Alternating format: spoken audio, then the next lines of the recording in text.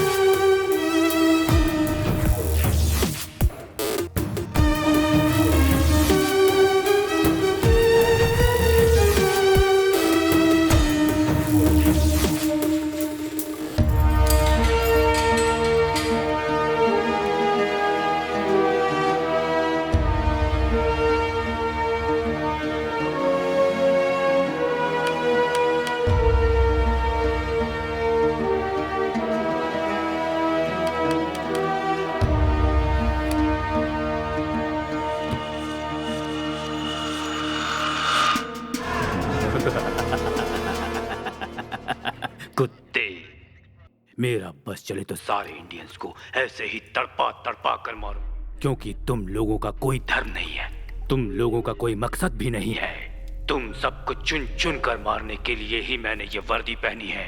मेरे सीने में तुम लोगों के लिए सिर्फ नफरत है, सिर्फ नफरत। मेरा एक ही मकसद है, एक ही सपना है और एक ही देश है, मेरा अपना देश। मैं अपने देश का एक दिन का भी तुम्हारे हाथ नहीं लगने दूंगा। तुम लोग हमारे देशवासियों को तड़पा तड़पा कर मार रहे हो, उसका बदला मैं कैसे लूंगा जानते हो? तुम्हारे सर काट कर। जब तक यहाँ मौजूद तुम में से हर एक का सर में काट काट कर बदला नहीं ले लेता, तब तक मेरे सीने में लगी आग बुझ नहीं पाएगी और मैं चैन से सो नहीं पाऊंगा। तुम्हारे सारे साथियों को, तुम्हारे सारे खानदान को जब तक कश्मीर पाकिस्तान को नहीं मिल जाता, मैं चैन से नहीं रहने दूंगा। जिसने भी यहाँ से भागने की कोशिश की तो उसका सर काट कर एलओसी पर फेंक दूंगा। तुम्हारी जिंदगी अब तुम्हारी नहीं रही, वो मेरे हाथ की कठपुतली बन गई है। तुम्हारी मौत का फैसला अब मैं करूंगा। मैं अब तुम्हारा मालिक हूँ। आज किसकी मौत लिखी है ये जानने के लिए सब तैयार हो जाओ। सो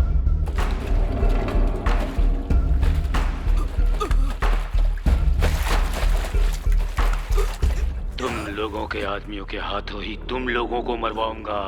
जिसे कुछ दिन जीना है वो दूसरे को मारेगा, नहीं तो हमारी गोली उसे मार देगी।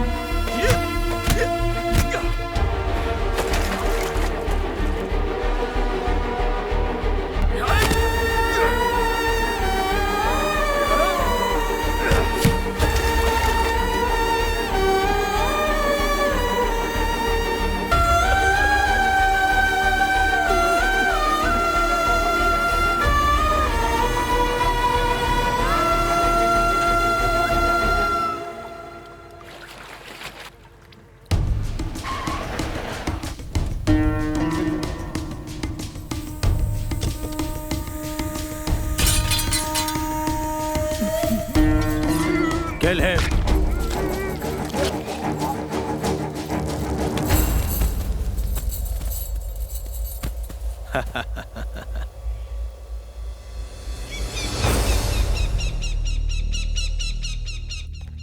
मैं तमिलनाडु के एक छोटे से गांव में पैदा हुआ। आज पाकिस्तान की एक जेल में अत्याचार झेल रहा हूं, जिसका कारण है मैं एक इंडियन हूं। मैंने पहले कभी सपने में भी नहीं सोचा था कि देश क्या होता है, लेकिन देश का सिपाही बना तो देश की कीमत समझ में आई। मैं जब छोटा था तब बहुत शैतानी करता था, किसी की नहीं सुनता था। अगर कोई कुछ समझाता तो मैं उसका उल्टा ही करता, इसलिए सबसे कमज़ोर स्टूडेंट था। टीचर्स की बातों को हमेशा मजाक में उड़ा दिया करता। ये भी नहीं समझता था कि राष्ट्रगान की इज्जत देश की इज्जत होती है। कोई कुछ भी कहता, मैं अपनी शैतानी से बाज नहीं आता। मेरे बड़े पिताजी का बेटा, मेरा बड़ा भाई प्रकाश, मेरे बिल्कुल उल्टा था। वो बहुत सिद्धांतवादी था, वो हर चीज़ में परफेक्ट था। बहुत बड़ा देशभक्त। उसके दिल में एक ही इच्छा थी, देश की सेवा करना। 8वीं क्लास में वो एनसीसी में भर्ती हो गया, मैं भी हो गया। पता नहीं ये मेरे भाई के प्यार की वजह से हुआ या फिर मेरे शौक की वजह से हुआ। मेरी क्लास की एक लड़की ने एनसीसी में जाने के लिए हाथ उठाया और मैंने भी उठा दिया। मेरा भाई अपने आप को मिलिट्री का जवान समझने लगा था। एनसीसी के टीचर जो भी उसे बताते वो दिलो जान से वही करता, लेकिन मैं अभी भी ठीक उसका उल्टा ही करता। उस लड़की को लाइन मारने के चक्कर में मैं हमेशा एनसीसी टीचर की मार खाता, लेकिन फाइनली मैं एनसीसी का सीरियस कैडेट बन गया और वो लड़की भी सीरियस कैडेट बन गई। मैं किसी काम में भले ही सिंसियर ना रहा हूँ, लेकिन एक बात में ज़रूर सिंसियर था। दोस्तों के साथ मिलकर पूरे गांव में मैं और मेरे भैया एनसीसी, स्कूल, कॉलेज, मंदिर, गांव, शहर कहीं भी हो साथ साथ जाते थे, लेकिन जब घर जाते तो अलग हो जाते, जिसका कारण है मेरे पिताजी मक्खन लाल और बड़े पिताजी सूरज लाल। दोनों में बरसों से दुश्मनी चली आ रही है। दोनों की ही दुकानें मंदिर के पास आमने सामने है। बस थोड़ा बहुत कारण मिला नहीं कि दोनों ने लड़ना शुरू कर दिया। अक्सर होता ये कि लड़ाई होती उन दोनों भाइयों में और बलि चढ़ते हम दोनों भाई। ना पापा, मैं अपनी पढ़ाई छोड़कर आपके साथ छुट्टे पैसे गिनूं? है ये मुझसे नहीं होगा। कल से तू मेरी दुकान पर मेरे साथ बैठेगा। हमें उससे आगे बढ़ना है और अपनी दुकान को बड़ा बनाना है। बस हम दोनों भाइयों को कॉलेज छुड़वा दिया और दुकानों पर बिठा दिया।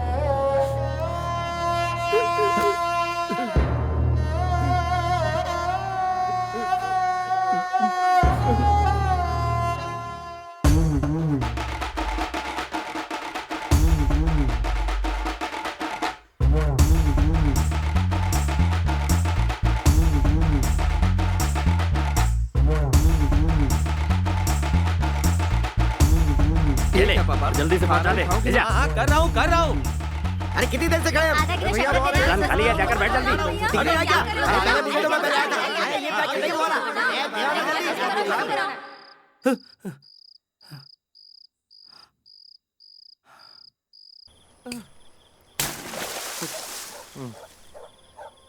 ये बोरियां उठाने के लिए कॉलेज में पढ़ाई की हमने। छोड़ना बाजू, ये गधा मजदूरी कुछ ही दिन के लिए है। कुछ ही दिनों के लिए हम लोग कश्मीर जा रहे हैं। हाँ? ये तो जागते हुए सपने देख रहा है। कश्मीर जा रहे हैं वरना हमें अपनी पढ़ाई की सारी डिग्री पे आग लगा के फूकनी पड़ेगी। हम कश्मीर जाएंगे, वहाँ 12 महीने ठंड रहती है, हर वक्त कंबल ओढ़ के सोए रहेंगे। हाँ वो तो ठीक है, पर कश्मीर क्यों जा रहे हो? मल्लिका से मिलने जा रहे हो क्या? उसे जोड़ना बाजू, हम मिलिट्री में भर्ती होंगे। आप भी ना भैया, ये हमारे बस का नहीं है। क्यों? हाथ में बंदूक लेके लड़ना पड़ता है। ये पागल, लड़ाई सालों में एक बार होती है, बार बार नहीं। 1971 में एक बार लड़ाई हुई थी कि नहीं? उसके बाद कब हुई? 1999 में कारगिल युद्ध हुआ। उसके बाद कोई लड़ाई हुई क्या? पेट भर खाना खा के पूरे कश्मीर में आराम से घूमते हुए रहेंगे। अगर बीच में कोई लड़ाई हुई तो छुट्टी लेकर गांव चले आएंगे। अरे सरकारी नौकरी है भाई। तुझे मैं एक खास बात बताता हूँ, गवर्नमेंट में बहुत सारे डिपार्टमेंट हैं, लेकिन हर डिपार्टमेंट को पीने के लिए नहीं मिलता है। लेकिन एक को मिलता है, वो है मिलिट्री वाले, क्योंकि उनको सबसे ज्यादा रिस्क उठानी पड़ती है, इसलिए उन्हें पगार के साथ ड्रिंक भी मिलती है। ये ड्रिंक के चक्कर में युद्ध में ढकेल रहा है। हमें एक बोतल के लिए दुकान दुकान भटकना पड़ता है और 4 गुना ज्यादा पैसे भी देने पड़ते हैं। लेकिन उन्हें सस्ते में मिल जाती है। बहुत बढ़िया भैया, आप बहुत कुछ जानते हैं। हाँ अगर मैंने एनसीसी ठीक से की होती ना तो मैं भी जानता। नहीं, मुझे एनसीसी वालों ने नहीं बताया। भैया एक ही रात में और कितने झटके देने वाले हैं? तुझे एक और सच्चाई बताता हूँ। हमारे घर की दीवार पे एक फोटो लगी है नागराज चाचा जी की। वो मरे नहीं, जिंदा है, बीएसएफ में है। क्या वो अभी तक जिंदा है? हाँ भाई, इसीलिए हम भी बीएसएफ में भर्ती होंगे और चाचा जी से मिलेंगे। वो मेरे गुरु हैं, मैं उन्हीं के बताए रास्ते पे चल रहा हूँ और अब मैं हुआ तुम्हारा गुरु। तुम मेरे बताए रास्ते पे चलोगे, किसी भी वक्त हमें यहाँ से निकलना पड़ेगा, तैयार रहो।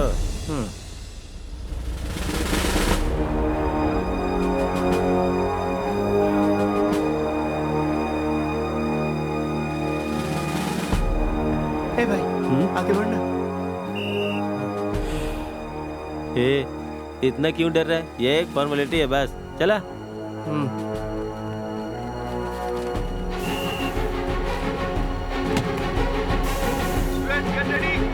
सभी लोग लाइन में खड़े हो जाइए। जो भी डिसिप्लिन तोड़ेगा उसे बाहर निकाल दिया जाएगा। Come on, get ready। अपने अंदर फुर्ती लाओ और तेज भागो। जो पहले नंबर पे टेंशन मत ले भाई, सब ठीक हो जाएगा। मैंने कई जगह फोन पे बात की नहीं है। है। तो फिर तू ये सोच रहा है कि वॉर होगी तो क्या होगा? वो नहीं सोच रहा हूँ भैया, आपको पता नहीं शराब मिलती है, वही सोच रहा हूँ। तुम्हें मेरी बात पे डाउट हो रहा है क्या? ओफो, लगता है ये कुछ और ही सोच रहा है। किसी से पूछकर कंफर्म कर लूं क्या भैया? किससे? सर क्या है? एक मिनट इधर आइए। क्या कर रहे हैं? कुछ डाउट है सर, मुझे नहीं इन्हें। क्या डाउट है? यही कि वो जो वहाँ बैठे वो क्यों इंटरव्यू ले रहे हैं? वो भी बीएसएफ के ऑफिसर हैं। नहीं वो बात। तू चुप कर। तो वो खाकी ड्रेस में क्यों है? हम लोग ऑफिस में खाकी और फील्ड में फौजी ड्रेस पहनते हैं। क्यों भाई, ये क्या है? हाइट बढ़ाने के लिए। आजकल की फिल्मों में हीरो लोग भी हाइट बढ़ाने के लिए यही करते हैं।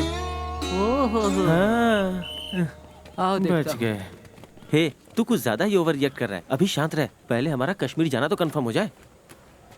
Next 1 minute 100।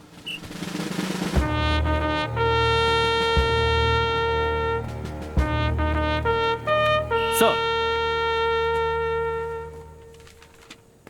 Sir, Nagraj ji ने फोन किया था। Who is Nagraj ji? वो भी आपकी तरह बीएसएफ में ऑफिसर है। वो जरूर फोन करेंगे। मेरा लालन पालन जो है मिलिट्री परिवार में ही हुआ है। I am fit. वो जो पीछे खड़ा हुआ है ना, वो दरअसल मेरा छोटा भाई है। मैं जैसे नागराज जी का भतीजा हूँ, वैसे वो भी उनका भतीजा है। सर, वो थोड़ा कच्चा है मेरे साथ, उसे भी सिलेक्ट कर लीजिएगा ना। मेन लाइन में खड़े हो। Okay sir, thank you sir. Okay next. Hey रुको, क्यों सर?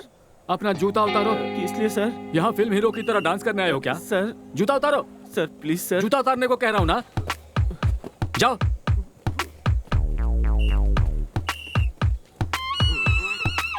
कितनी हाइट है इसकी? हे, ठीक से खड़े हो। हाँ ठीक है। Yes sir. Sir 1 minute sir, Nagraj ji का फोन आया था, जरा पूछ के बताइए ना। 42। जोर से सांस लो, अपनी छाती फुलाओ, सीने में सांस भर के।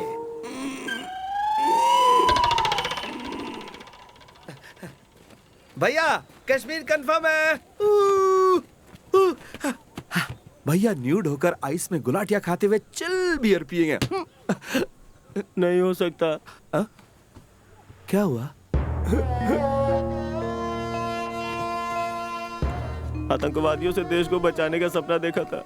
ओए, आतंकवादियों से देश को हम बचा लेंगे, तुम जैसों से देश को बचाना बड़ा मुश्किल पड़ रहा है। जा यहाँ से। सपना टूट गया।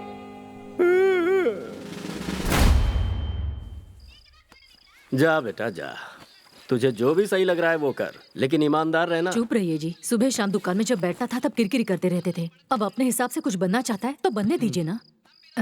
बेटा वासु, इधर आओ। आओ, जरा यहाँ पर खड़े रहना। हे भगवान, मेरा इकलौता बेटा है, इसकी हमेशा रक्षा करना। अपनी शर्ट उठा।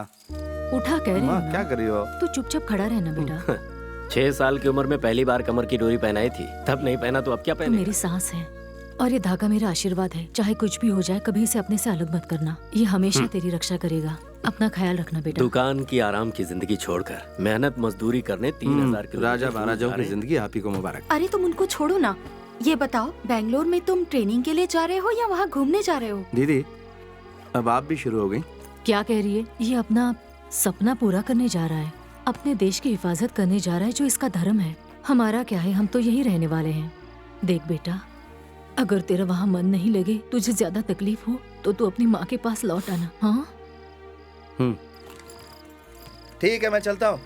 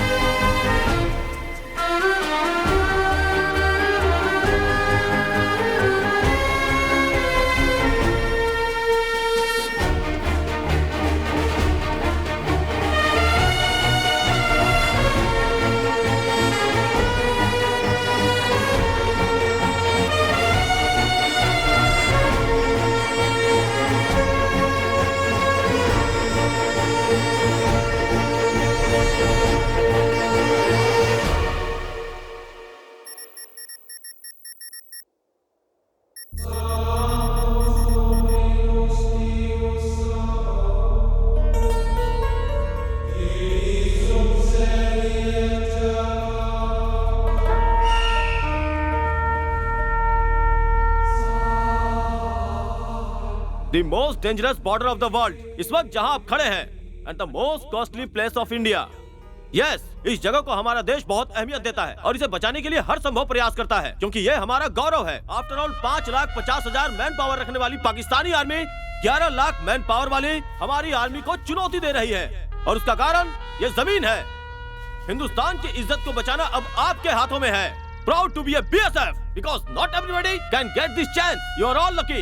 Get ready to prove your love for your country.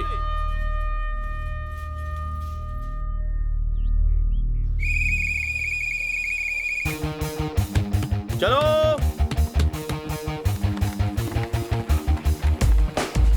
चल चल चल चल यार।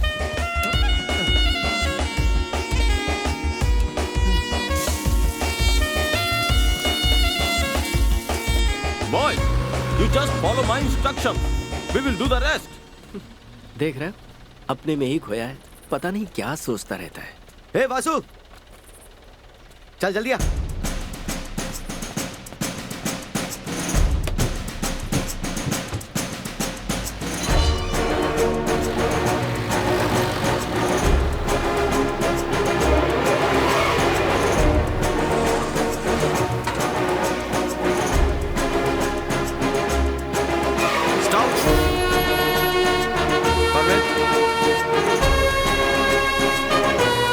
Okay, clear.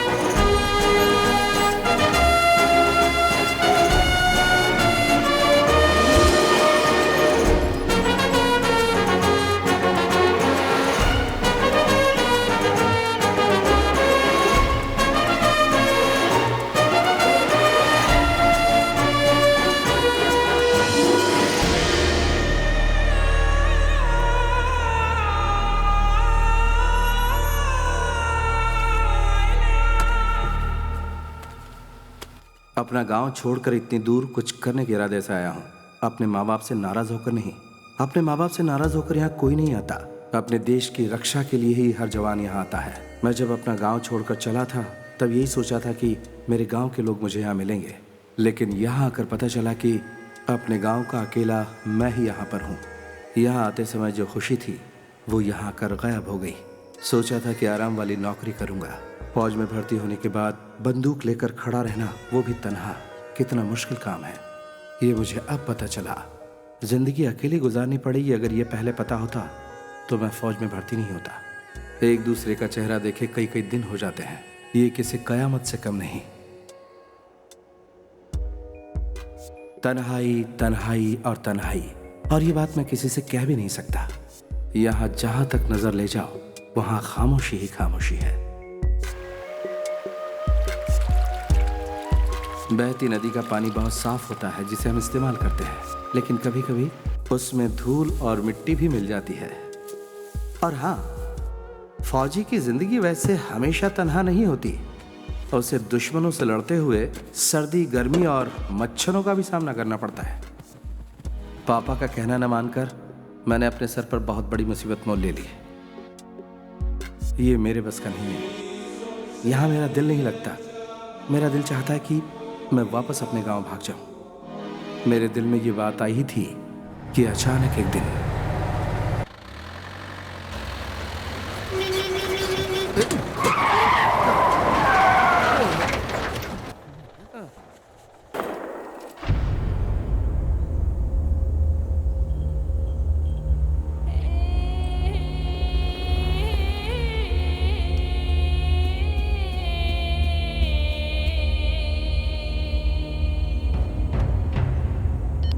Check point 14 calling, emergency, fence break, over.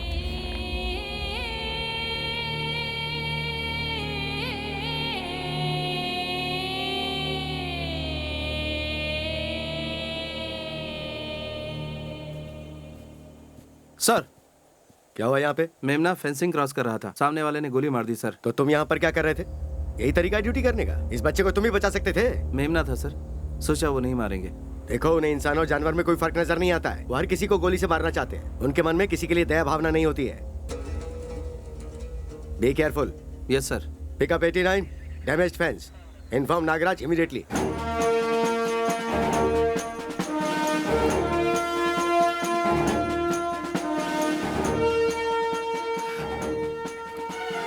अरे नागराज चाचा जी,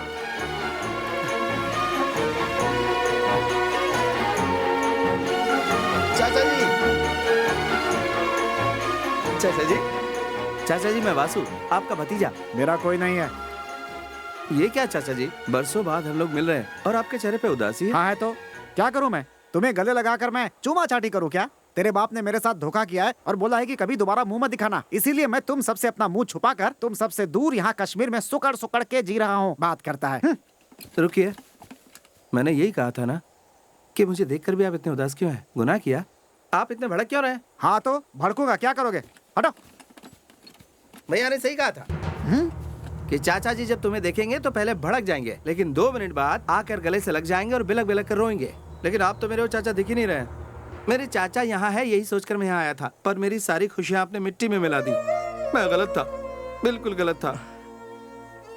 ए, सुन, इधर आ बेटा, इधर आ, आजा। भैया ने जैसा कहा था आप वैसे ही चाचा हैं। आजा।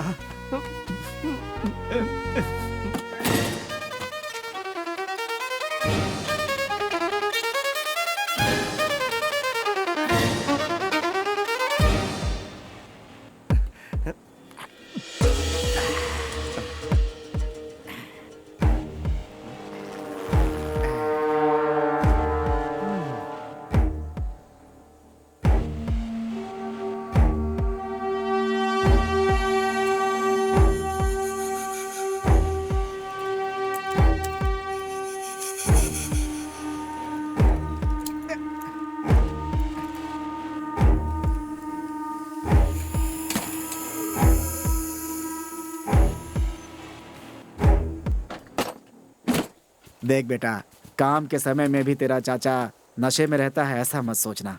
मेरा काम ही कुछ ऐसा है। बॉर्डर के फेंसिंग के पास जाता हूँ तो दिल की धड़कनें बढ़ जाती हैं, हाथ पैर कांपने लगते हैं टेंशन से। रत्ती भर भी अगर पैर उधर चला गया ना तो गए काम से। इसीलिए हिम्मत जुटाने के लिए थोड़ी सी ले लेता हूँ। ये मत सोचना कि तुम्हारा ये चाचा जंग के डर से पीता है। ऐसे क्यों देख रहा है? अरे एक बार पुराने सेक्टर में फेंसिंग ठीक करने एक जवान गया था, फिर बेचारा लौट कर ही नहीं आया। पता है क्यों? उसके हाथ से कटिंग मशीन छूट करके उस तरफ गिर गई थी, गोली मार दिया। अरे इतनी क्रूरता होती है बॉर्डर पे बेटा, जरा सी चूक हुई कि लोग अपनी जान गंवा बैठते हैं। पाकिस्तान पे कभी भरोसा मत करना। अच्छा बेटा, तुम्हारा पोस्ट कौन सा है? Frontier force, Baramulla. ठीक है, कभी फ्री होके आके मिलता हूँ। संभल के रहना। जवान। Yes sir. कल हम लोग जो ऑपरेशन करने जा रहे हैं उसका नाम है स्नेक बाइट। ये एक ट्रेनिंग है। गांव में आतंकवादी घुस के जब लोगों को अपने कब्जे में कर लेते हैं तो उन्हें नाकाम करने के लिए किस तरह हमें उन पे अटैक करना है, कल यही आपको सिखाया जाएगा। कल का ऑपरेशन सलामाबाद में किया जाएगा, एसआई की देखरेख में। स्टार्ट कीजिए। कल मेरे चुने हुए 4 जवान टेररिस्ट के रूप में गांव के किसी एक घर में घुसेंगे। Nasir. Yes sir. Vasu. Yes sir. Vishal Reddy. Yes sir. Joe Thomas. Yes sir. All जवान्स ready. Yes sir. Mister Mohammad Malik, कल सुबह इन सभी जवानों को अपने घर में रिसीव कर लीजिएगा। ओके?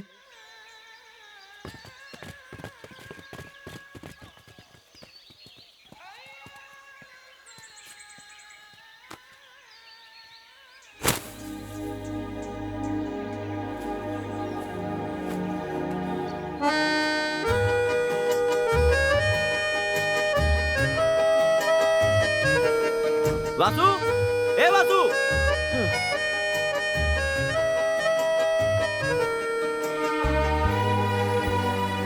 कानम, ए कानम, हाँ, अरे जल्दी इधर आ रही हूँ। जल्दी। जानती है हमारे गांव में टेररिस्ट घुस आए हैं। ये क्या कह रही है? सच कह रही हूँ, मिलिट्री वाले भी आए हुए हैं। तो सच बोल रही है? हाँ। ए, क्या हुआ? कोई दरवाजा खटखटा रहा है। रुक, मैं आती हूँ वहाँ। जल्दी आओ, जल्दी आओ। कहाँ है? उधर, उधर है। ठीक है, तू उस तरफ जा। हाँ। इधर कोई नहीं है। देख।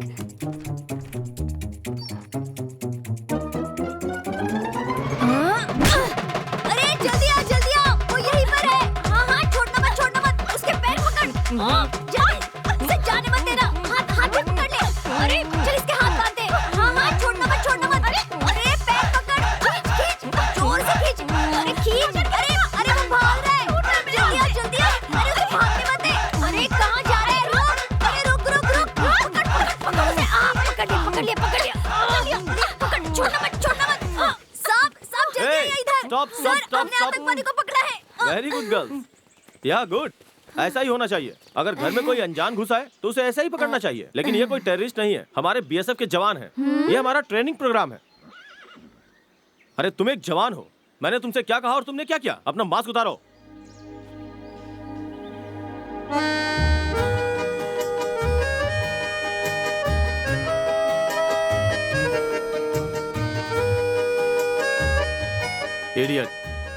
Come on guys.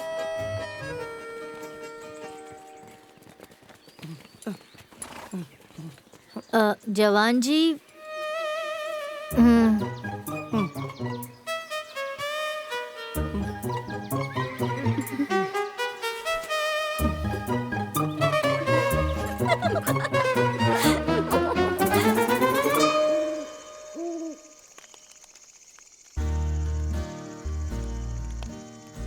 बोलिए। मेरे पिताजी, हाँ। यानी कि तुम्हारे दादाजी, हाँ। दो बीवियां थी उनकी। हाँ। दूसरी बीवी से 2 बच्चे हुए थे, एक तुम्हारे पिताजी और दूसरे तुम्हारे बड़े पापा। ये मैं जानता हूँ चाचा जी। जब मैं पैदा हुआ था तो पिताजी की दौलत में मैं हिस्सा मांग लूंगा, इस डर से मेरी बेइज्जती करके बेरहमी से धक्का मारकर बाहर निकाल दिया। हाँ बेटा, जब मैं छोटा था तो मीठा जल बहुत पसंद करता था। वो क्या होता है? अरे वही नींबू जूस, संतरा जूस और सोडा। उस समय केले का मिलता था। हाँ। घर के पास वाली मंदिर की दुकान से हमेशा वहीं से लेकर पीता था। 500 रुपए उधार हो गए थे। हाँ। चुका नहीं पाया तो दुकानदार ने मुझे दौड़ा दौड़ा कर पीटा था। ये बात पता नहीं कैसे तुम्हारे पापा तक पहुंच गई। उन्होंने मुझे बुलाया, बोला उधार मैं चुका दूंगा, बस तुम इस पेपर पर साइन कर दो। पता है उस पे तुम्हारे पिताजी ने क्या लिखा था? इस घर पे मेरा कोई अधिकार नहीं होगा। बच्चा समझकर मुझसे साइन करा लिया और सब कुछ मेरे हाथ से चला गया। उस समय वो 500 रुपए मेरे लिए किसी खजाने से कम नहीं थे। मैंने साइन कर दिया। ये बात पता नहीं कैसे गांव वालों को पता चल गई और लोग मुझे ताने मारने लगे कि सिर्फ 500 रुपए के लिए मैंने अपनी जमीन जायदाद सब कुछ छोड़ दी। लोगों ने मुझे धक्के मारकर गांव से बाहर निकाल दिया। किस मुंह से गांव में जाऊं मैं? अब बस कीजिए चाचा जी, वरना दिमाग की सारी नसें फट जाएंगी। मैंने अभी पी कहा है। आधी बोतल डकार चुके हैं आप। अरे बाप रे, क्या हुआ? मेरी कमर की डोर कहीं गुम हो गई। कमर की डोर गुम हो गई? ये कैसा शोर है? आज सुबह यहाँ जो ऑपरेशन हुआ था उस समय इसकी कमर की डोर गुम हो गई है। वो यहीं कहीं होनी चाहिए, ऐसा मुझे शक है। अरे भाई, उस धागे में ऐसी कौन सी बात है? किसी को मिली क्या? सुनो, वो मेरी माँ की निशानी है। यस, जान से भी प्यारी है। वो नहीं मिली तो मैं सो नहीं पाऊंगा। हमारे देश में बहुत सारी चीजें हैं जिसमें से 3 मुख्य हैं। पहली है कमर की डोर, दूसरी मंगलसूत्र और तीसरी है पायल। कान खोल कर सुन लो, अगर कमर की डोर किसी को मिली है तो चुपचाप लौटा दो। अगर किसी ने छुपाने की कोशिश की तो वो खून की उल्टी करके मरेगा। इतनी पावर है उसके अंदर। अब देखो कैसे मिलती है। इधर आएगी। क्या है? हाँ, जरूर आ जाएगी चाचा जी।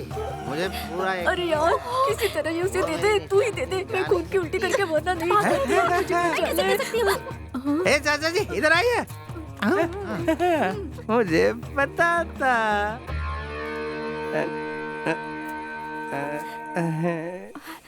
वो मेरी सहेली बहुत शरीफ है, उसे जानबूझकर नहीं लिया था। हाँ पता है, पता है।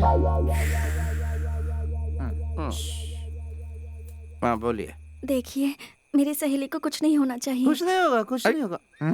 नहीं होगा? होगा। वो नासमझ है। इस नादानी के प्रायश्चित के लिए उसे क्या करना होगा? आप बताइए, मैं उसे बता दूंगी।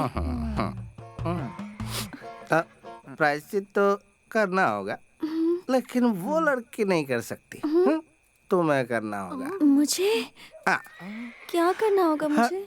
तो ये लो, ये तुम मेरी कमर से बांधोगी। नहीं नहीं नहीं, ये मुझसे नहीं होगा। नहीं। मेरे बच्चे, तू घोड़े को बांधने की बात कर रहा है क्या? वो बात की बात है, अभी तो इसे बांधने दो। बांधो बांधो, तो तुम्हारी सहेली नहीं बचेगी। अरे नहीं, प्लीज बांध देना यार। ठीक है, बांधती हूँ। अरे रहने देना। मेरी सहेली को कुछ नहीं होना चाहिए।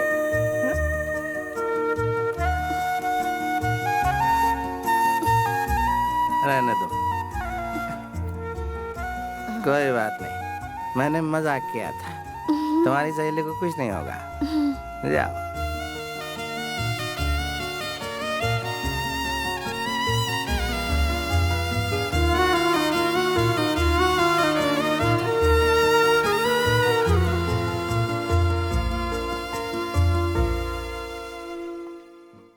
माँ। बेटा, तू कैसा है बेटा? माँ तुम कैसी हो? मैं अच्छी हूँ। अच्छा ये बता, तुम्हारे सारे दोस्त कैसे हैं? हाँ सब ठीक है माँ। और तुम्हारे वो ऑफिसर ठीक है ना? हाँ, ड्राइवर, क्लीनर, सिक्योरिटी, झाड़ू वाला, माली सब अच्छे हैं माँ। अब फोन रखूं? इतनी जल्दी क्या है बेटा? अपनी माँ से थोड़ी देर बात नहीं कर सकता? तुम्हारे फोन का मुझे इंतजार रहता है। हाँ ठीक है, बोलो। बेटा यूनिफॉर्म में अपनी एक फोटो भिजवा दे, कितनी बार बोला है? यूनिफॉर्म में फोटो खिंचवा कर भेजूं? यहाँ पर सब लोग पूछते हैं बेटा, सबको तुझे देखना है, खासकर मुत्तु स्वामी को। याद रखना, भूलना मत।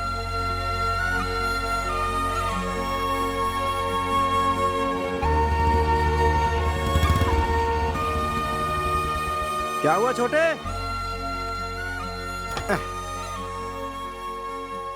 क्या बात है बेटा? ड्यूटी टाइम पे यहाँ लेटा हुआ आसमान की तरफ ताक रहा है।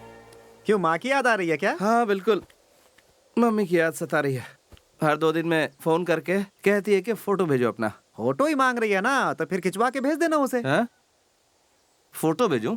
अरे तू ऐसे बात क्यों कर रहा है जैसे अभी तू मुझे गोली मार देगा? तो फिर क्या करूं मैं? ढोल बजाऊं, बाजार में नाचूं? अरे तू इतना चिढ़ क्यों रहा है? आप नहीं जानते, वो वहाँ लड़की वालों को दिखाने के लिए मेरा फोटो मंगा रही है। मैं अपनी जगह उस लड़की का फोटो भेज दूं जिसे मैं चाहता हूँ। तेरी माँ को बुलेट का शौक लगे ना लगे, तेरे बाप को बॉम्ब का शौक जरूर लगेगा। जो भी हो, तो अब एक काम कीजिए चाचा जी, कहीं से भी एक अच्छे से फोटोग्राफर को वहाँ ले जाइए जहाँ वो मिली थी। कौन? वो कश्मीरी लड़की है क्या? यस। रहने दे बेटा, वो एरिया अनजान एरिया है, इतनी आसानी से किसी पे भरोसा नहीं कर सकते। इसीलिए कहते हैं बड़ों के साथ बैठकर कभी नहीं पीनी चाहिए। एक गिलास अंदर गया और एडवाइस देनी शुरू कर दी। नहीं बेटा, उन लोगों के साथ तेरी जमेगी नहीं। नहीं चाचा जी, वही लड़की तो मेरी जिंदगी है। आप समझते क्यों नहीं? हाँ, लेकिन अब आपको कुछ भी बोलने की जरूरत नहीं है। शाम को एक फोटोग्राफर को लेकर सीधे वहाँ पहुँच जाइए, ठीक है? हाँ।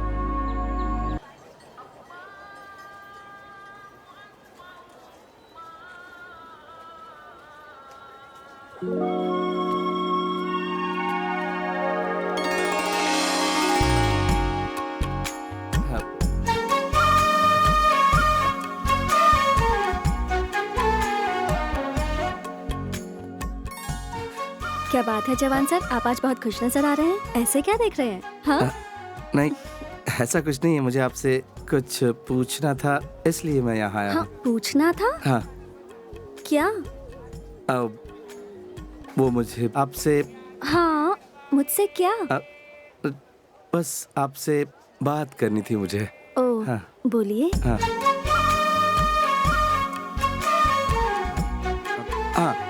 मेरा नाम वासु है। वासु? हाँ। मेरा नाम कारम, मुझे पता है।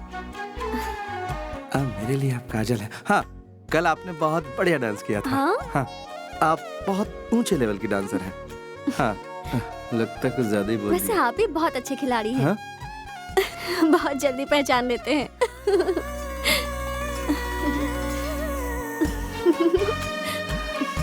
बेटा वासु, हंसी तो फंसी। ये मौका मिस मत करना। क्या मिस मत करना? वो बस ऐसे कह दिया। मौसम बहुत सुहाना है ना। आज जब मैं आया था तो मुझे अच्छा नहीं लगता था यहाँ से भाग जाऊं। फिर सोचता था रुक जाऊं। बहुत ही कंफ्यूज था, फैसला नहीं कर पा रहा था। आखिर फैसला कर लिया, मैं रुक गया। इतने कंफ्यूजन में क्यों रहते हैं? पसंद नहीं आ रहा तो आप अपने गांव क्यों नहीं चले जाते?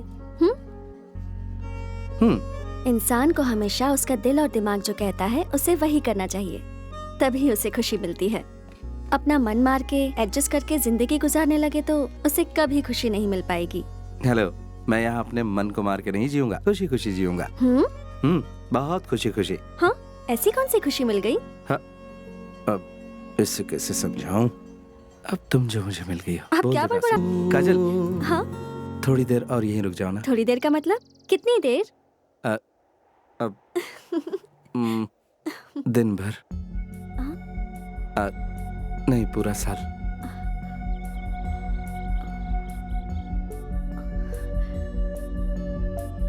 तुम मेरे पास रुक जाओ जिंदगी भर के लिए।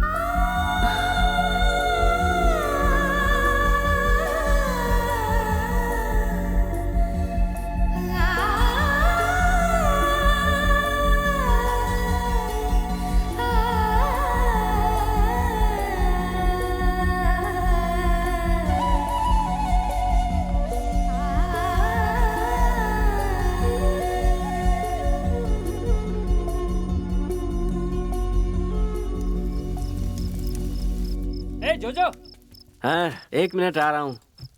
सुन, तू जाके सीधा उससे बात करना। वही सबसे अच्छा तरीका है।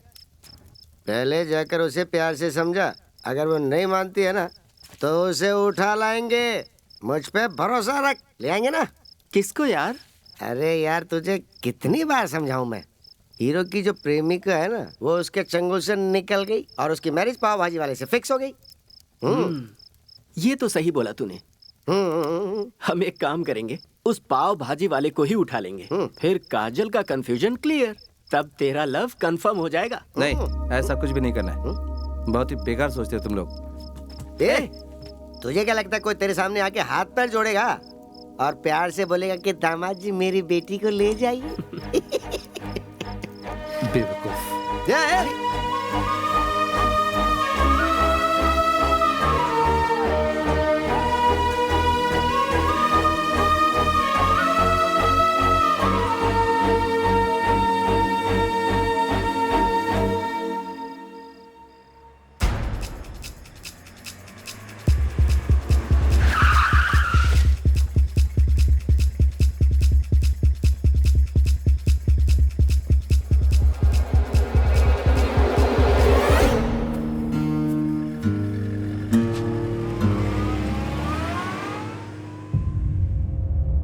और कितने दिनों तक हम इस तरह से खामोश बैठे रहेंगे? वो एक एक करके हमारा सर काटता जा रहा है। अब हम और खामोश नहीं रह सकते। ऊपर से आने वाले किसी ऑर्डर का इंतजार नहीं करेंगे। हमें ही अब कुछ न कुछ करना होगा।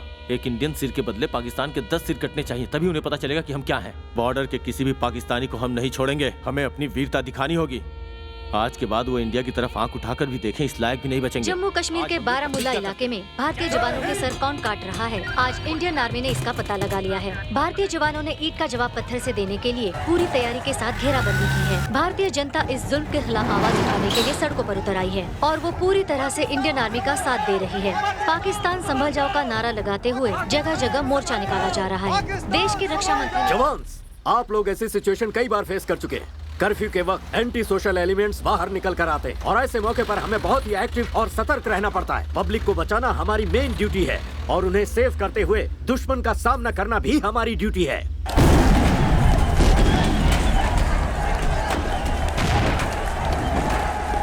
हमारा फर्ज सिर्फ बॉर्डर पर युद्ध लड़ना ही नहीं है, ये बात आप अच्छी तरह से जानते हैं। Are you ready? Yes sir. Let's move.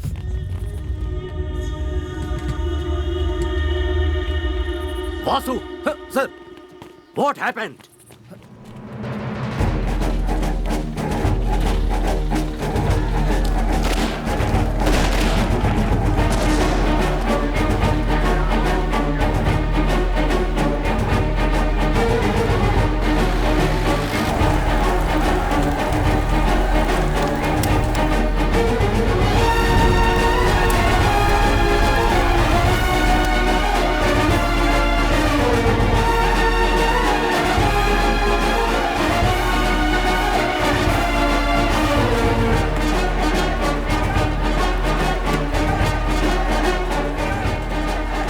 Baramulla के हालात खराब होते जा रहे हैं। पाकिस्तान के रहवासियों को आसपास के इलाकों से निकाला जा रहा है। दो देश की राजनीति की लड़ाई में आम जनता पिस रही है। दोनों तरफ से गोलीबारी जारी है।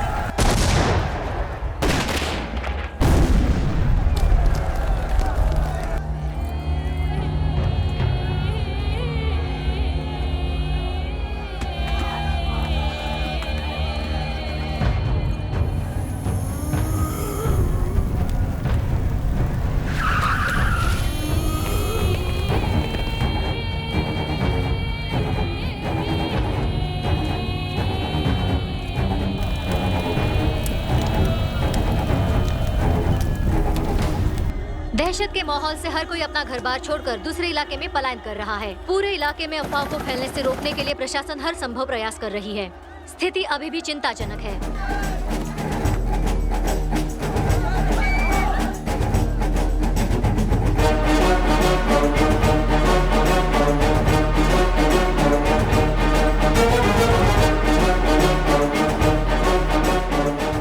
Indian troops have fired on Kashmir protesters, killing a teenage student. It comes on the second day of violent clashes in the disputed Himalayan region. Now, according to police, a boy was killed when security forces...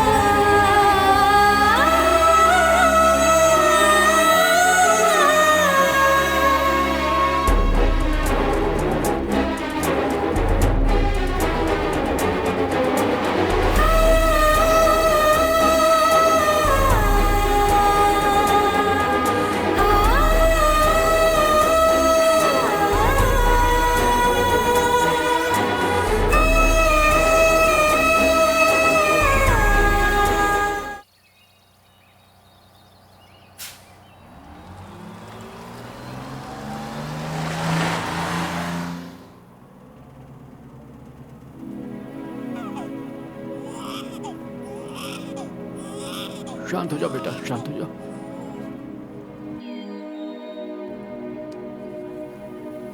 मेरे पापा यहाँ India में shawl का business करते हैं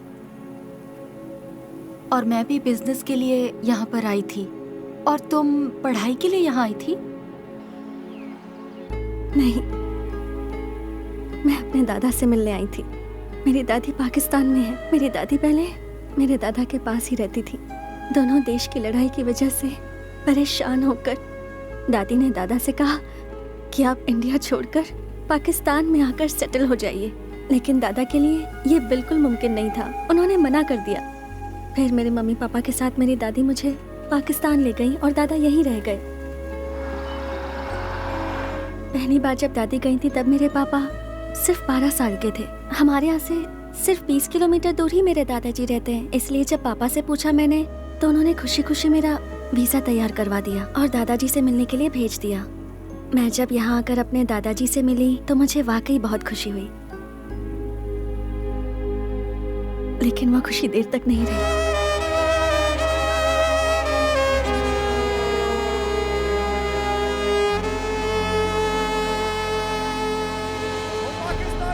India से जाओ, ओ Pakistani India से जाओ, ओ पाकिस्तानी इंडिया से जाओ, ओ पाकिस्तानी इंडिया से जाओ, ओ पाकिस्तानी इंडिया से जाओ, ओ पाकिस्तानी इंडिया से जाओ। रुको रुको, क्या कर रहे हो? ये क्या तमाशा लगा रखा है? हो क्या रहा है? अपनी पोती को पाकिस्तान भेजकर तुम यहाँ क्यों रुके हो? तुम्हें भी पाकिस्तान चले जाना चाहिए। तुम्हारा देश पाकिस्तान है, इंडिया नहीं है। वापस जाओ। पाकिस्तानी को बाहर निकालो, पाकिस्तानी को बाहर निकालो, पाकिस्तानी को बाहर निकालो, पाकिस्तानी। मैं क्यों जाऊं? बाहर निकालो। किस लिए जाऊं मैं?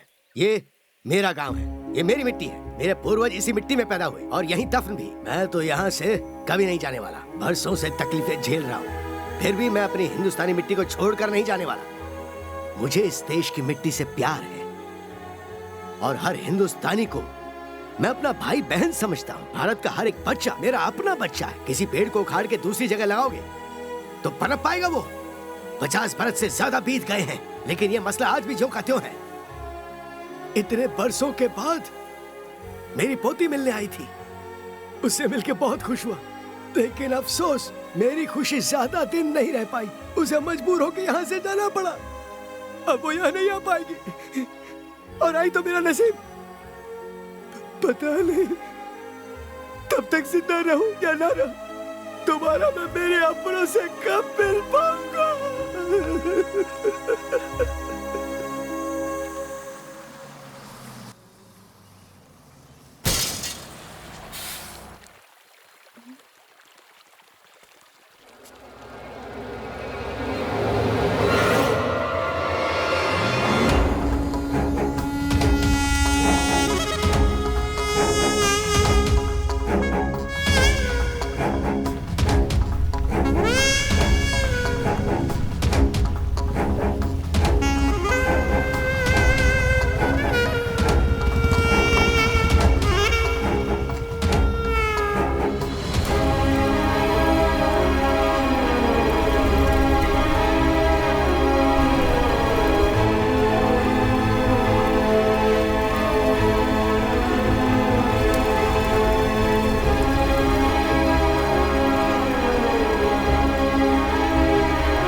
सुनो, तुम लोग उधर जाओ, हम आगे जाते हैं। आओ मेरे साथ। चल जाओ।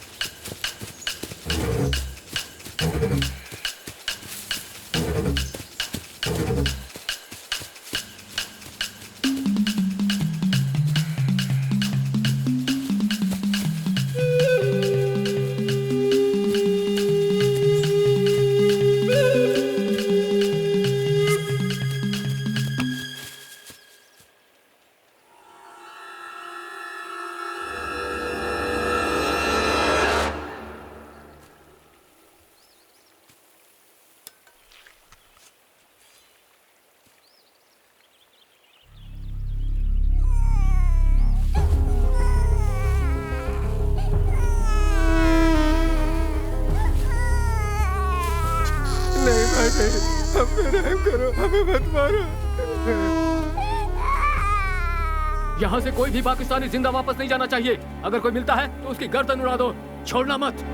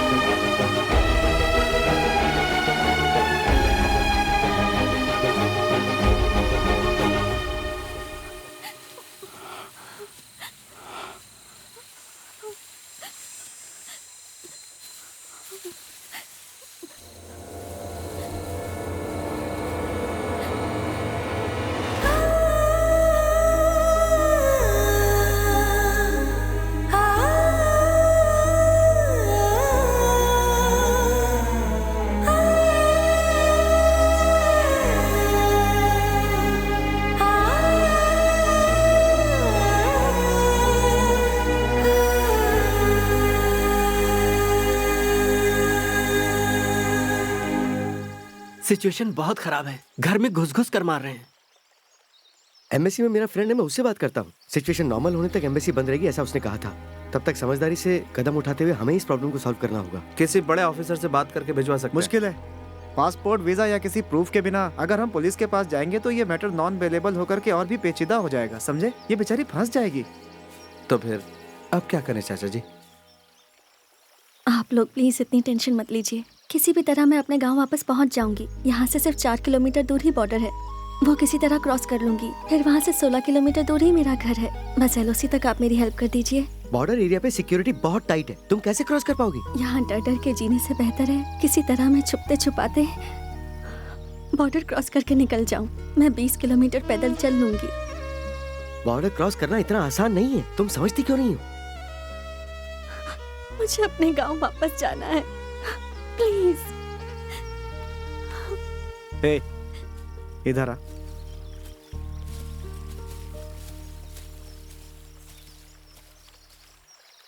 बासु, वो लड़की बेचारी वाकई यहाँ नहीं जी पाएगी। हालांकि मुझे नहीं कहना चाहिए, फिर भी तुमसे कह रहा हूँ। यहाँ से 3-4 किलोमीटर आगे डेथ पॉइंट चौकी है, वहाँ कोई सिक्योरिटी नहीं रहती। अगर तुम इस लड़की को किसी तरह वहाँ ले जाओ और चुपचाप बॉर्डर क्रॉस करा दो तो मुझे नहीं लगता कि कोई प्रॉब्लम होगी। बेचारी अपने घर पहुँच जाएगी। क्यों? ठीक है चाचा जी। हे, तूने एक पाकिस्तानी लड़की से प्यार किया, ये अपने आप में एक रिस्क है। अगर तू उसे बॉर्डर तक छोड़ने गया तो और मुसीबत हो जाएगी। मैंने पाकिस्तानी लड़की से प्यार नहीं किया, जिससे प्यार किया वो पाकिस्तानी है।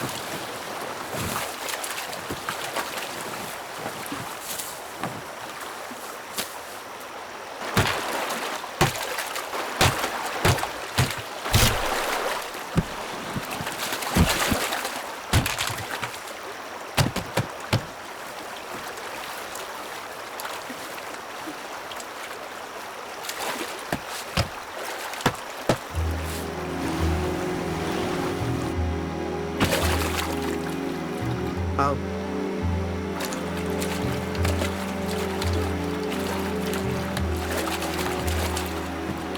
ध्यान से। अब तुम जाओ वासु, मैं यहाँ से अकेली चली जाऊंगी। नहीं, मैं चलूंगा। तुम जाओ वासु, मैं नहीं चाहती तुम पर कोई मुसीबत आए। मैं चली जाऊंगी वासु। देखो, इस समय 7 बजे, मैं 8 बजे तक वापस आ जाऊंगा, मुझे कोई प्रॉब्लम नहीं होगी। मेरा दिलो दिमाग कह रहा है कि मैं तुम्हारे साथ चलूं, इसलिए आ रहा हूं। ठीक है?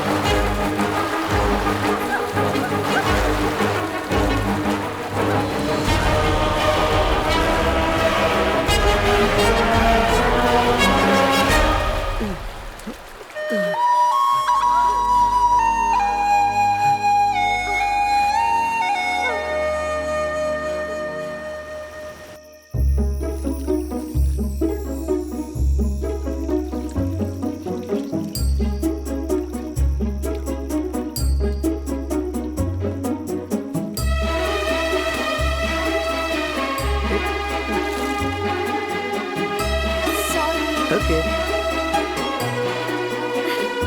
चल।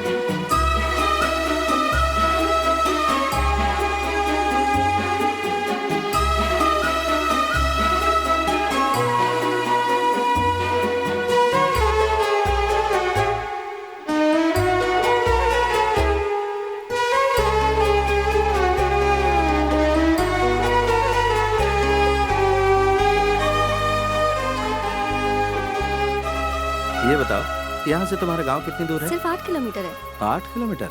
चलो हम दोनों रेस लगाते हैं। हाँ हाँ, हम जल्दी पहुंच जाएंगे। चलो। हाँ, रेडी, 1 2 3।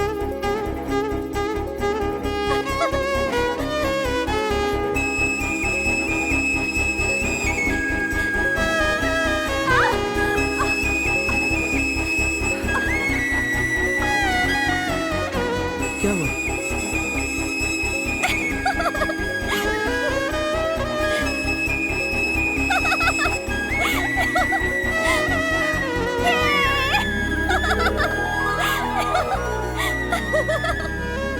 तुम्हारा दिमाग तो ठीक है ना? बिल्कुल ठीक है। जानते हो, तुमसे आगे आगे चलने की मेरी एक बहुत बड़ी वजह है, ताकि तुम आगे चलकर रास्ता भटककर किसी गड्ढे में गिर न जाओ।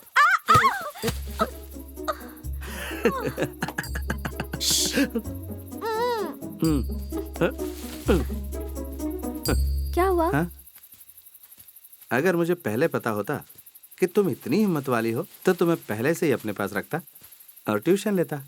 3000 किलोमीटर दूर आकर एक लड़की से प्यार करने की हिम्मत तुम में है, तो मुझ में हिम्मत नहीं हो सकती क्या?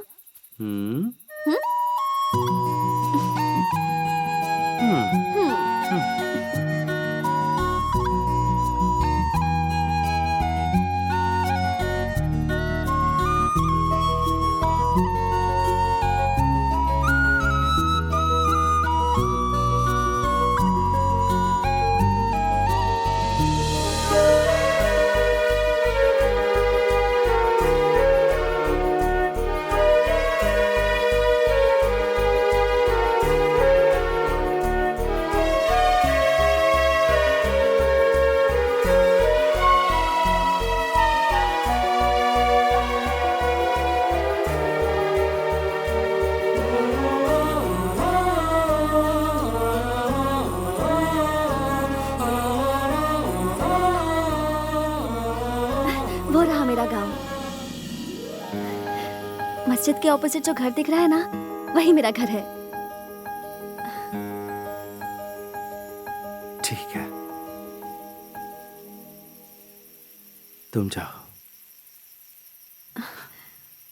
अब यहाँ से आगे मेरी जरूरत नहीं रही।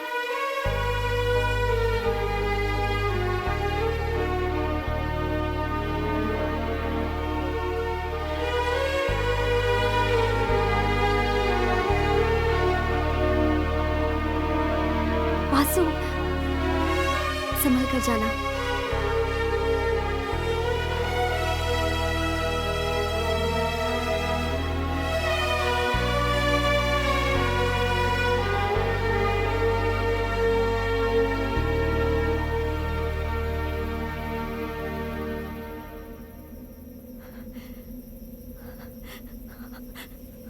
वासु!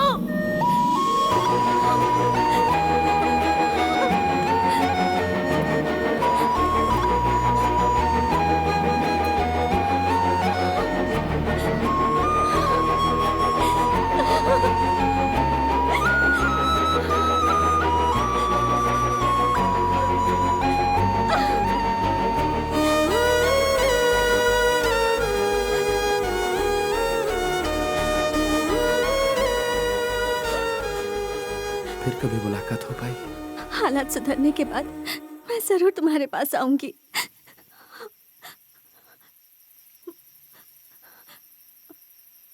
मेरे घर तक चलो ना वासु, तुम्हें मम्मी पापा से मिलवाना है।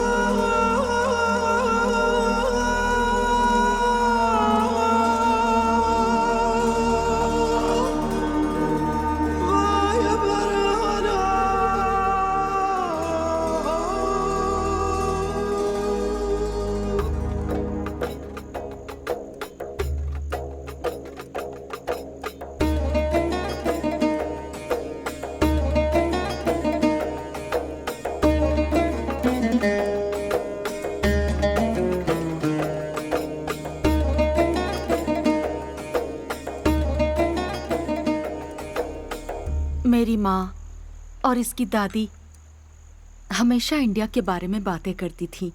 मेरे जेठ, मेरी ननद सब बातें करते थे। यहाँ कदम रखने वाले तुम पहले इंडियन हो बेटा। हमारी माँ अक्सर कहा करती थी कि इंडियन सचमुच बड़े दिल वाले होते हैं और यहाँ हम सब के दिलों में हिंदुस्तानियों के लिए बहुत इज्जत है। दोनों देशों के सियासतदानों ने हम सब के दिलों में दूरियां पैदा कर दी। पहाड़ी के उस पार जैसे वहाँ के लोग मारे जा रहे हैं, ठीक वैसे ही यहाँ भी मारे जा रहे हैं, जो बिल्कुल गलत हो रहा है। एलओसी में फेंसिंग होने के बावजूद दोनों देशों के लोग एक दूसरे को अभी भी उसी तरह दुश्मनी की निगाहों से देखते हैं। बेटा, हमारी बेटी हमारे पास सही सलामत पहुंच गई, हमें बहुत खुशी है। इसी तरह तुम भी अपने माता पिता के पास सही सलामत पहुंच जाओ, यही हमारी दुआ है। अब मुझे इजाजत दीजिए, सुबह होने से पहले मुझे एलओसी क्रॉस करनी है। मैं भी तुम्हारे साथ चलता हूँ, कहीं तुम रास्ता ना भटक जाए। रहने दीजिए, मैं चला जाऊंगा, रास्ता मैंने देख लिया है। बेटा, हालात सुधरते ही मैं इंडिया आऊंगी। मुझे तुम्हारी माँ से मिलना है। तुम्हारे जैसे होनहार और हिम्मत वाले लड़के के परिवार से मिलकर मुझे बहुत खुशी होगी। जिस दिन आप इंडिया आएंगी उस दिन मैं अपनी माँ से आपको जरूर मिल पाऊंगा, ये मेरा वादा है आपसे। अब मैं चलता हूँ, नमस्ते।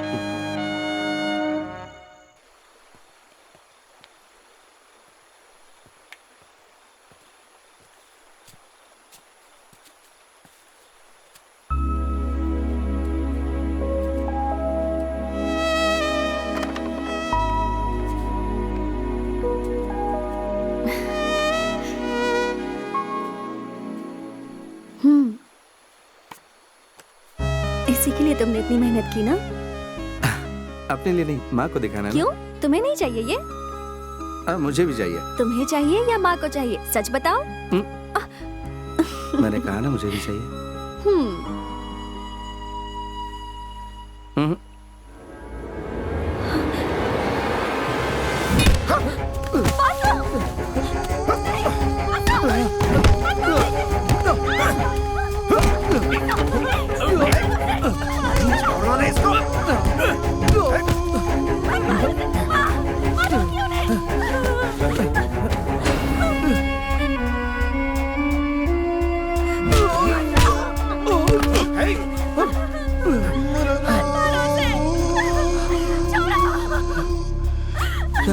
छोड़ो मुझे, छोड़ो,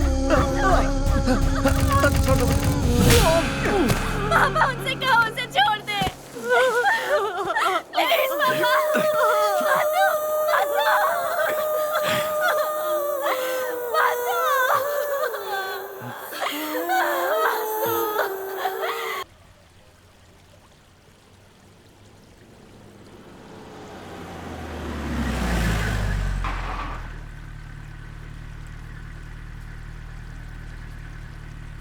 उस मैरिज इनविटेशन का क्या हुआ? बता क्या हुआ? तेरी बेटी को पाकिस्तानी लड़का पसंद नहीं आया? नहीं, उसे पसंद नहीं है। अब मेरी बेटी जिंदगी भर किसी से शादी नहीं करेगी। ओह, तुम्हारी बेटी शादी नहीं करना चाहती? तू ये मत भूल, तू एक पाकिस्तानी गवर्नमेंट सर्वेंट है। तुझे हमारा कानून मानना होगा। तुझे यहाँ की सरकार का पैसा चाहिए, पर तुझे यहाँ का लड़का पसंद नहीं। इंडियन लड़का चाहिए तुम्हारी बेटी को। जा, अपनी बेटी को समझा दे। जा, चलो।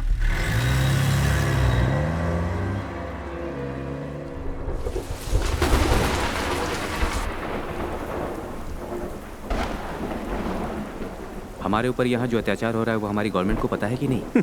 कैसे पता चलेगा? आज तक यहाँ की जेलों से कोई जिंदा लौट पाया है क्या?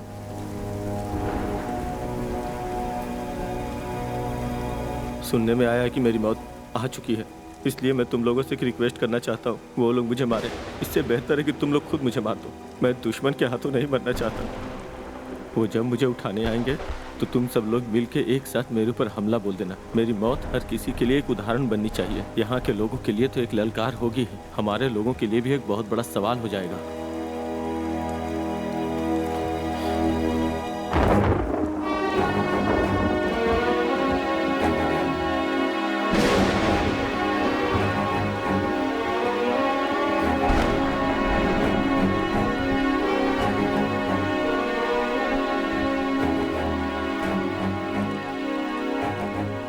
तूने उस लड़की से प्यार अपनी मर्जी से किया है।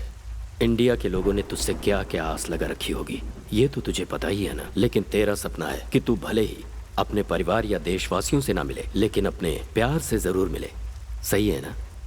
यहाँ हम देशवासियों से मिलने के लिए तड़प रहे हैं और उसके लिए हम सभी कैदी यहाँ से भागने की कोशिश में लगे रहते हैं। यहाँ पर जितने भी लोग हैं उनका सबका अपना अपना मकसद है, लेकिन एक मकसद सबका है, वो है अपने देश के लिए और अपनों के लिए मर मिटना। लेकिन तुम्हारा मकसद, तुम्हारा प्यार, उस चक्कर में तुम यहाँ आकर फंस गए और अब मारे जाओगे।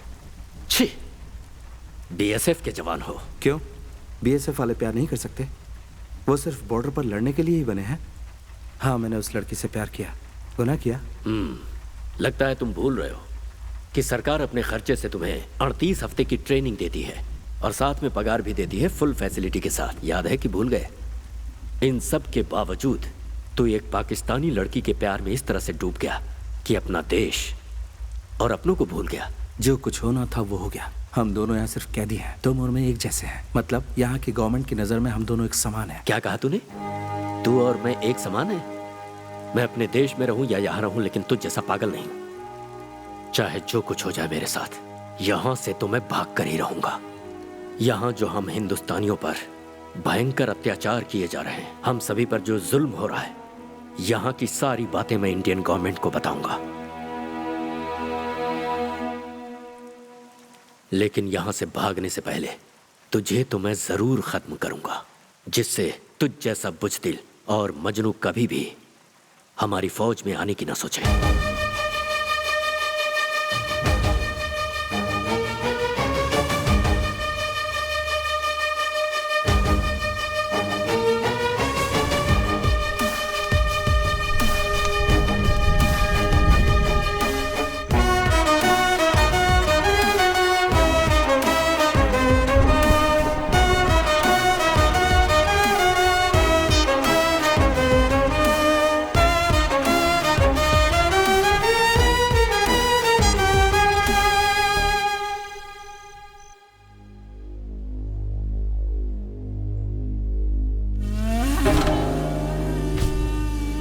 जब तक वो जिंदा है मेरा मकसद पूरा नहीं हो सकता। ये तो तुम लोग जानते ही होगे ना कि आज किसका सर जाने वाला है।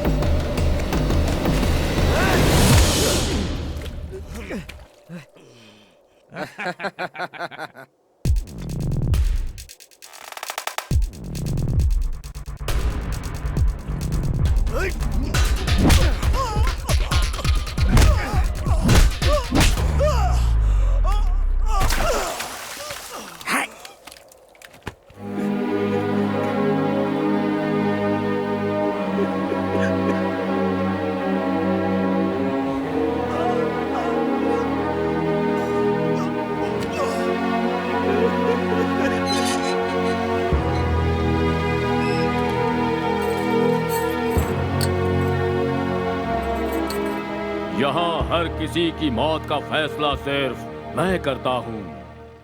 अब तेरी बारी है।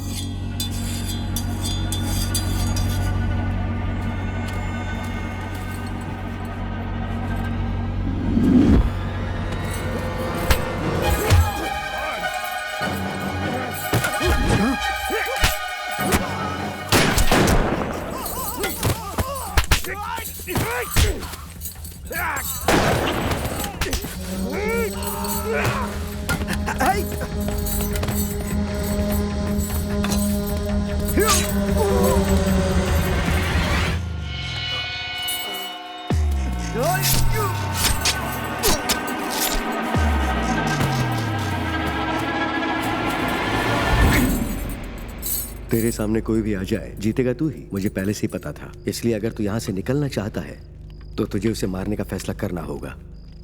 मेरी 12 साल की बेटी को नई जिंदगी इंडिया में ही मिली। यहाँ के डॉक्टर्स ने लाख कोशिशें की पर वो फिर भी कुछ नहीं कर पाए। आखिर में इंडिया के डॉक्टर्स ने उसके हार्ट का ऑपरेशन करके उसे एक इंडियन हार्ट लगा दिया और नई जिंदगी दी। तभी मैंने फैसला कर लिया था कि किसी इंडियन की जान बचाने के लिए अगर मुझे अपनी जान भी देनी पड़े तो मैं पीछे नहीं हटूंगा। तो किसी हालत में एलओसी के पार नहीं जाना चाहिए। जहां भी दिखे उसे वही भून दो और सिर काट के एलओसी के पार फेंक दो। जब तक वो जिंदा है मुझे सुकून नहीं मिलेगा।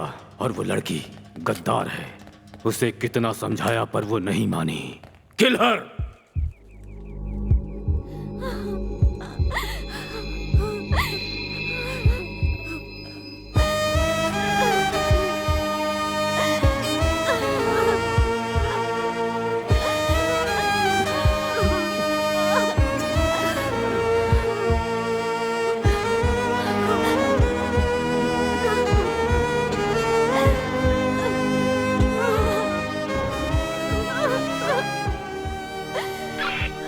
किल है,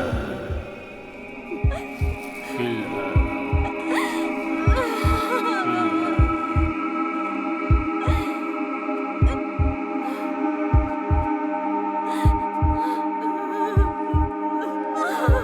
क्या हुआ? उसका बाप सामने आकर खड़ा हो गया सर। अगर उसे कोई बचाने सामने आए तो उसे भी खत्म कर दो। Okay sir.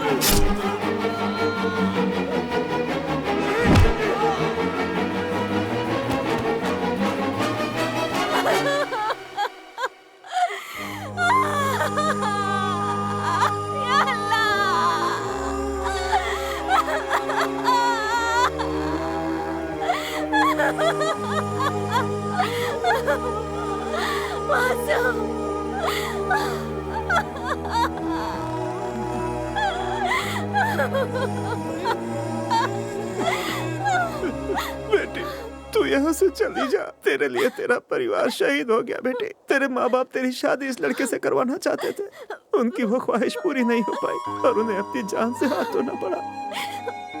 तो इसका हाथ थाम ले बेटी, खुदा के वास्ते तू यहाँ से चली जा। तेरे परिवार को अल्लाह जन्नत नसीब करे। अल्लाह के वास्ते तू यहाँ से चली जा बेटी, चली जा बेटी, चली जा।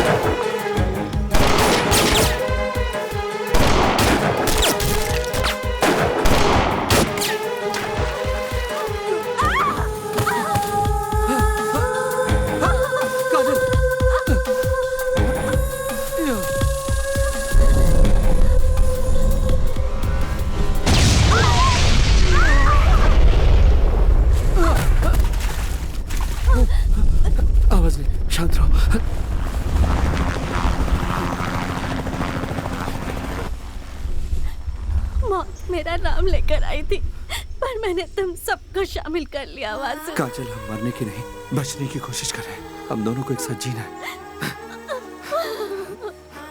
मुझे मर जाने दो वासु। मरने का नहीं, जीने का हौसला रखो। मुझे जिंदा नहीं छोड़ेंगे, मुझे नहीं जीना है वासु। तुम्हारे परिवार को यकीन था तुम्हें मेरे साथ कभी कोई तकलीफ नहीं होगी, तुम हमेशा खुश रहोगी। उनका यकीन टूटेगा नहीं, चाहे जो हो जाए। वो हमारी वजह से शहीद हुए हैं, उनकी शहादत को जाया नहीं होने दूंगा। मेरे साथ इतना जुल्म हुआ है, फिर भी मैंने जीने की उम्मीद नहीं छोड़ी है। मेरे माँ बाप भी मुझे देखने के लिए कितने तड़प रहे होंगे। हमें हौसला नहीं तोड़ना है काजल। अगर हम दोनों ऐसे ही मर गए तो पता है क्या होगा? वो 32 कैदी भी मारे जाएंगे। हम कैसे बचेंगे? कैसे बचेंगे ये मत सोचो काजल, यहाँ से बचकर निकलेंगे, तुम ये हौसला रखो। यहाँ से बॉर्डर सिर्फ 8 किलोमीटर बचा है। मैं फिर कह रहा हूं, मौत से ज्यादा जिंदगी का हौसला रखो। हम जिएंगे और साथ में जिएंगे। आओ।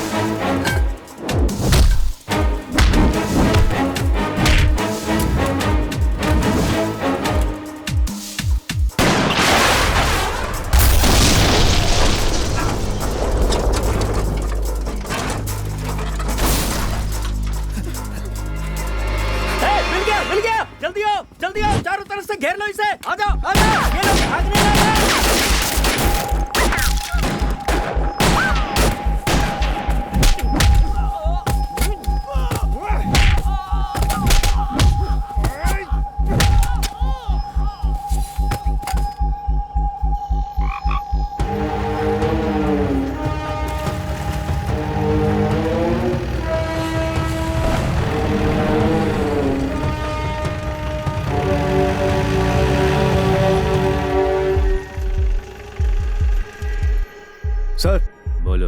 हम लोग फॉरेस्ट के अंदर एंटर हो चुके हैं और सब तरफ सर्च कर रहे हैं। वो बॉर्डर की तरफ गया होगा और वो अकेला नहीं है, साथ में वो लड़की भी है। किसी भी सूरत में वो जिंदा नहीं बचना चाहिए। Yes sir.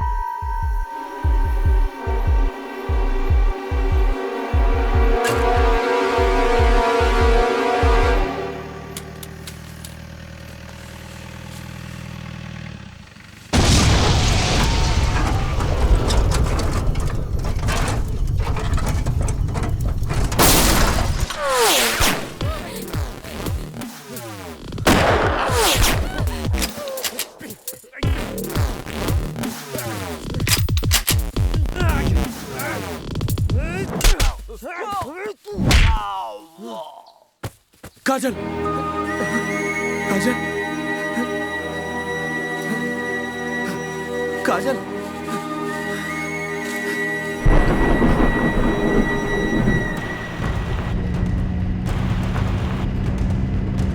जनाब मैं अल्ताफ मलिक बोल रहा हूँ। हाँ बोलो। वो लड़की हमारे कब्जे में है।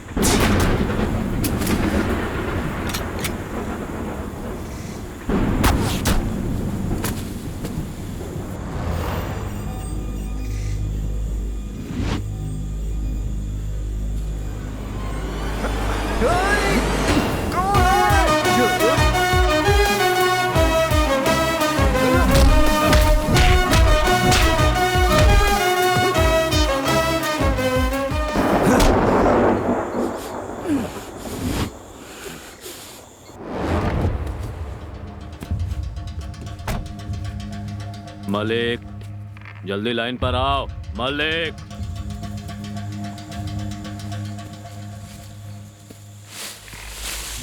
मलिक रिप्लाई करो। मलिक, मलिक रिसीव कर रहे हो? Malik,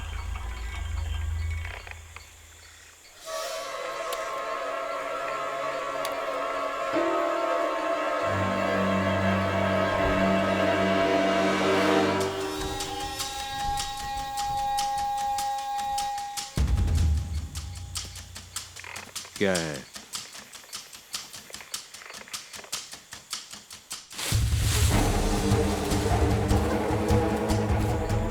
don't shoot.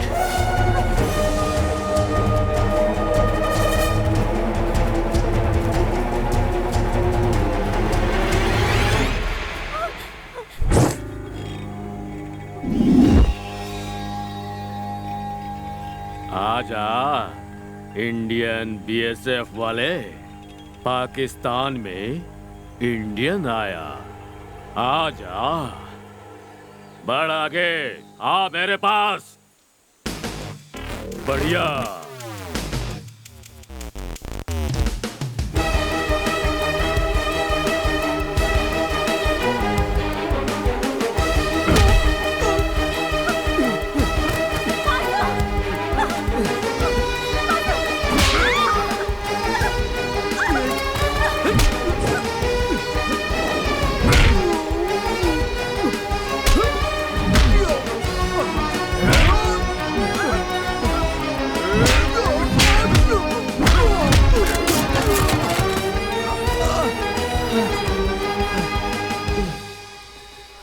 पाकिस्तानियों से लड़ने की लोग सोचते भी नहीं हैं। हमसे लड़ना मौत से लड़ना है, और मैं हूँ तुम्हारी मौत। हाँ, लड़ मुझसे, कम ऑन।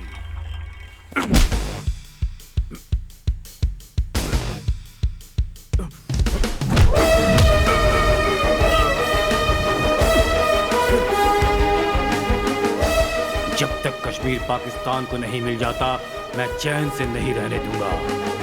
जब तक मेरे जैसे वीर जवान जिंदा है, तुझे भारत से एक तिनका भी नहीं मिलेगा।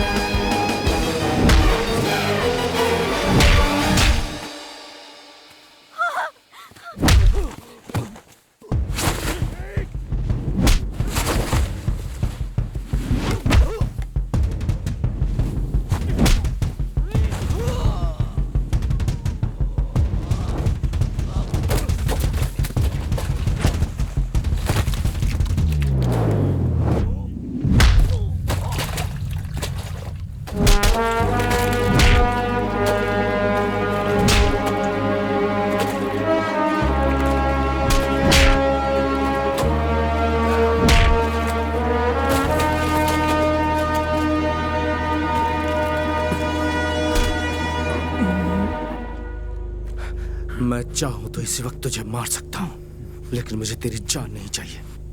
मुझे इंडिया जाना है, और अगर अब तू मेरे रास्ते में आया तो मैं तेरी लाश पर से गुजरूंगा। मुझे जिंदा छोड़कर गए तो भी तुम इंडियंस को यहाँ पाकिस्तान में कोई भी रहमदिल नहीं समझेगा। Still I hate Indians. इतनी नफरत क्यों तुम्हें हम इंडियन से? हम पाकिस्तानियों को सुकून तब मिलेगा जब इंडिया खत्म हो तुम जैसे मरेंगे तब जाकर तुम्हारे देश को सुकून मिलेगा। दुनिया का कोई भी देश कभी नहीं चाहता कि वो अपने पड़ोसी से दुश्मनी करे। आज अगर India, Pakistan, Israel, Palestine, north Korea, south Korea दुश्मन बनकर एक दूसरे से लड़ रहे हैं तो उसकी वजह सिर्फ तुम जैसे लोग हैं। अपना स्वार्थ छोड़कर, देश हित में सोचकर, आपसी दुश्मनी भूलकर एक दूसरे के साथ रहना चाहिए। पड़ोसी देश को दुश्मन समझकर अपनी जान गंवाने वाला देशभक्त नहीं होता। वैसे सारे पाकिस्तानी तुझ जैसे कमीने भी नहीं होते। इंडियंस पाकिस्तानियों को मिट्टी में मिला देंगे, ऐसा ही सोचते होंगे ना? हम अगर ऐसा सोचते ना तो तुम्हारे देश की लड़की को पहुंचाने यहाँ नहीं आता। हाँ?